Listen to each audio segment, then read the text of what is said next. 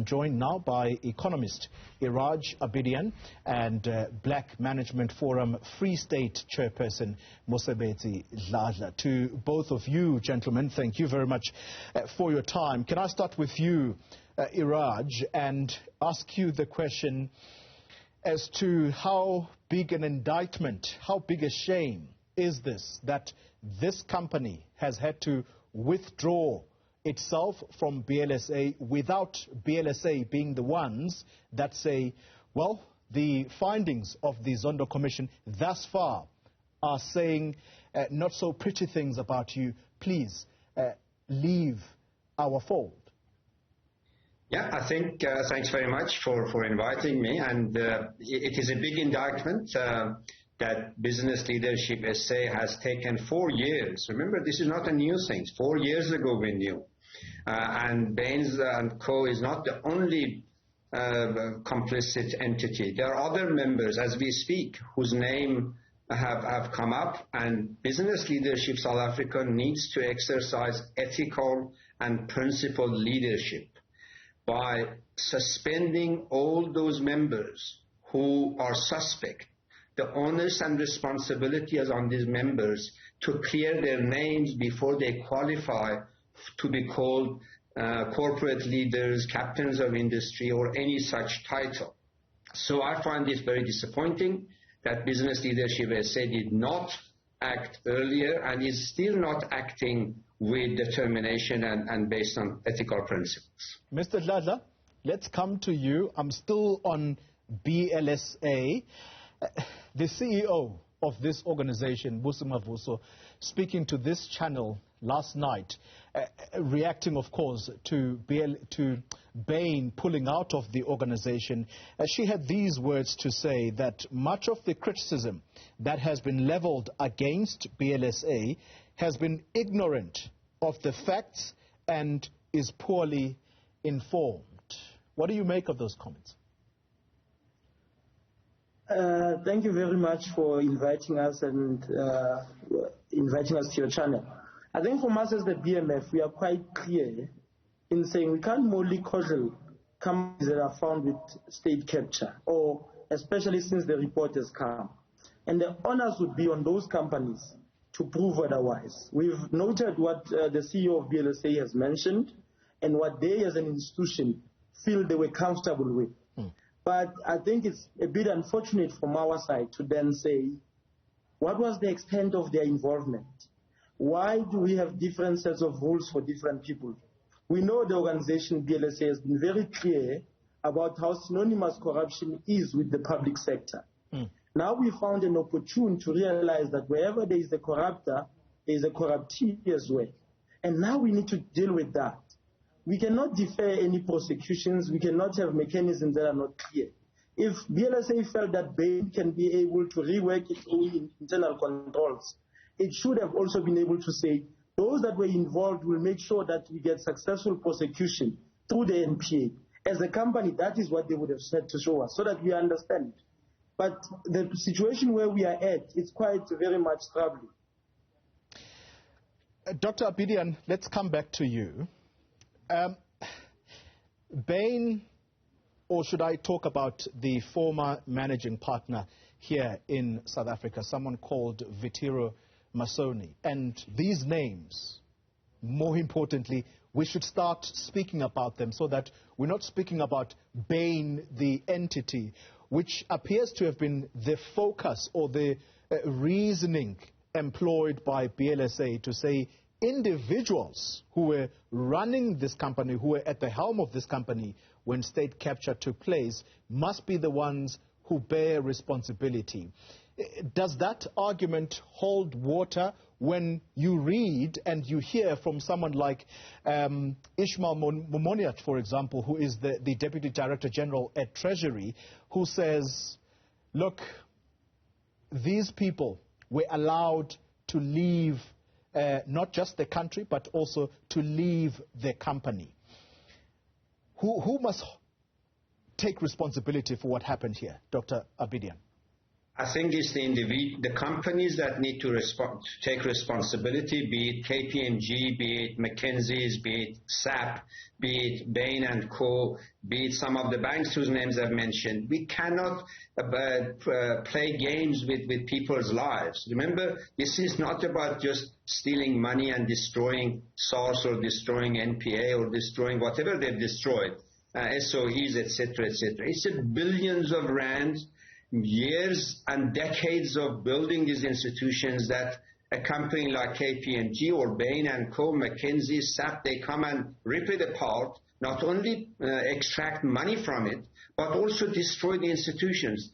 These corporates, especially these global corporates or big local corporates, cannot distance themselves and say, sorry, it was a bad apple in the team. No, you cannot have these incredible profits extracted. Remember, McKinsey was the best performing unit globally for a number of years, coming from a little country called South Africa. And remember, in global context, we are a small country. And yet, the guys in New York and London, they see hundreds of millions of dollars of dividend. Bain and Co. cannot say, oh, it was a bad CEO, but they banked the dividend that came from South Africa and the bonuses and so on. Likewise, KPMG, likewise, banks.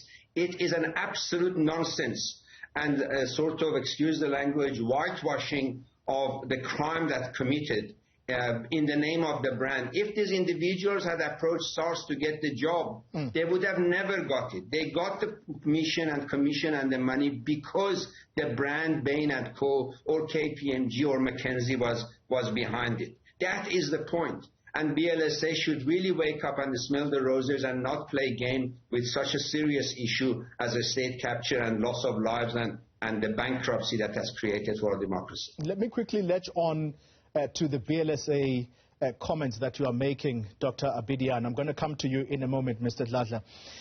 The whistleblower, Ethel Williams, who now sits outside of South Africa, has had these words to say to the board of BLSA that they readmitted Bain into the fold of BLSA and that this shows their ethical leadership poverty. He says they've shown despicable behavior towards this country. And so I ask you the question, with what credibility should BLSA be speaking on issues of corruption, and add to that the fact that they are offering money, resources to the NPA to say, listen, do you need anything? We are giving you, quote unquote, in the words of Mavuso, we're giving you a blank check if you need resources. Should that money even be accepted by the NPA? Not in the current situation. Until BLSA demonstrate that it's got an ethical charter for its membership, for its conduct of members, throwing money at it is really creating more opportunities for the next version of a state capture or other kinds of captures. Remember, we're talking about a state capture because now it's been documented, nobody can run away from it. But as we speak, illicit financial flows is damaging the country as much as a state capture, if not more.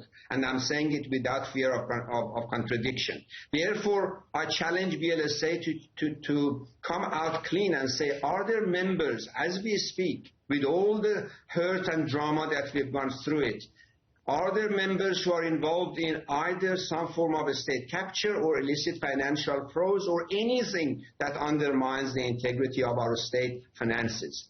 They got to have a charter to that, and all the members need to sign.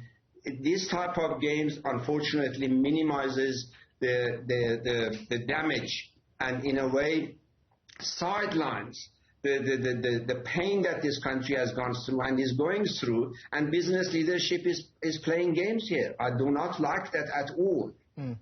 Mr. Dhladhla, let's come to you. The whistleblowers and state witnesses to the state capture phenomena that took place in South Africa, we can say that for a fact now because that's what the Commission has found, that there was state capture. They seem to be at the receiving end of what some of them are saying. It's not ordinary criminal behavior they are seeing, the invasion of their homes. Yesterday, Johan van Lochrenberg, who was an executive at SARS, who has testified before state capture, his home invaded and documents taken, and he says he's clear in his mind that this was no ordinary crime. This is someone who's trying to steal documents or evidence related to the state capture evidence he gave at the commission. What should be done? What should be done to protect them, and who has the responsibility and ethical or moral responsibility to look after these people who have done well for our country? You know, when we look at this aspect, it's a quite complex aspect, but very simple. We need to get to a point where we agree as a country on what are the ethics. The whistleblowers that today suffer these consequences is because of their courage that they took on the mighty. This country has enacted the legislation in 2004 around the prevention and combating of corrupt practices, which is basically what we are talking about now in the state capture period, to say there was actually a lot of corruption that happened. In that, it simply even says there must be a tender defaulters. So those big multinationals that are involved, probably with some local local companies, need to know that South African public is not forgiving when it comes to that. And paying money alone is not going to help us. They need to then tell us and give us the names. As you may rightfully said, we need to know about all the executives that were involved in these companies.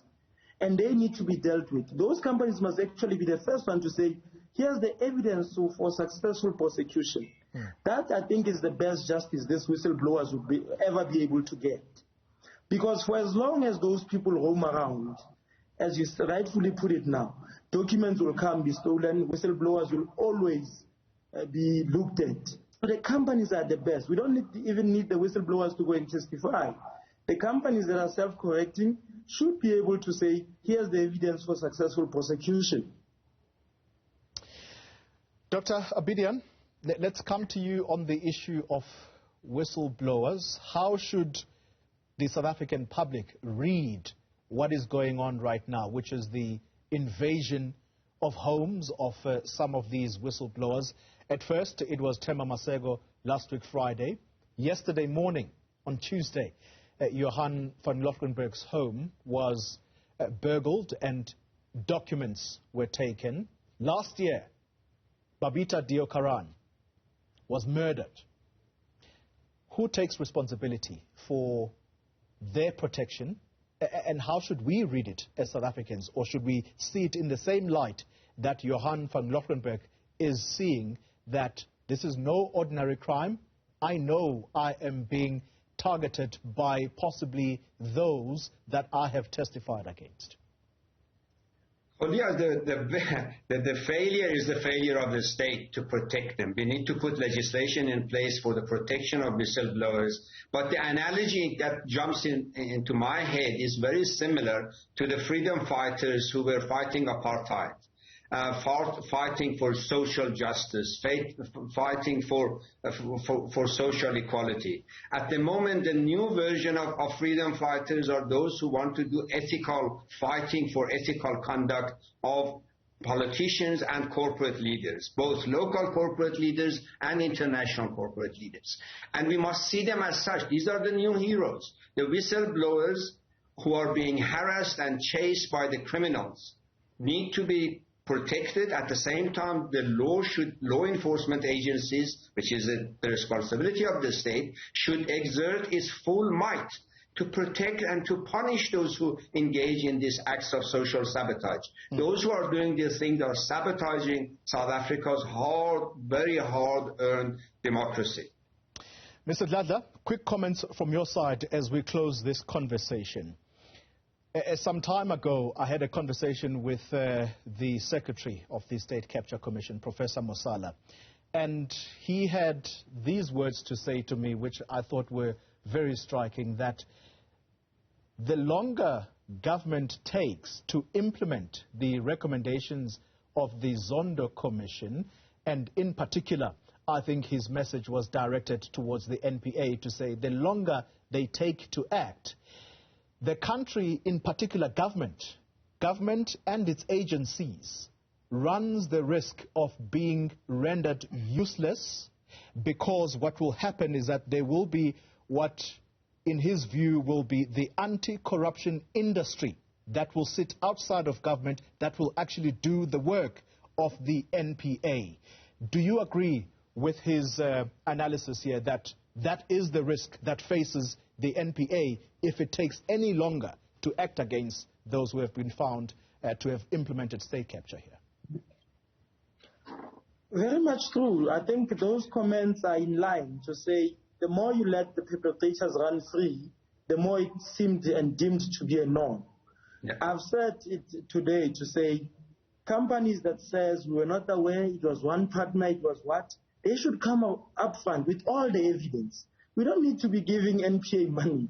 NPA needs evidence to prosecute, to say here's the part, this is what must happen. And we are now calling to these big corporates that have been fingered here, bring those people to book. It is easy for us to speak about individuals who are in government and name them by name. In private sector, we seem not to be able to do that. And most of these people are changing jobs, they are moving, there are ill-gotten gains all over the world. We need to be able to manage this thing. So the longer, we may not even find them. Some of them have left the country by now. So the longer we take, we lose the actual perpetrators. And we would have to call on all the international business community to assist us in dealing with the perpetrators of state capture, both that were in public and as well as those that were in private sector. We need to be dealing with them decisively. Gentlemen, I'm out of time. I would have wanted to continue this conversation. Iraj, I would have really wanted to hear your comments on this in this regard, but I'm completely out of time. Dr. Iraj Abedian, he is an economist, and we have Mr. Mosebetsi Dhladhla. He is the Black Management Forum Free State chairperson. Thanks indeed for your insight on this. Well.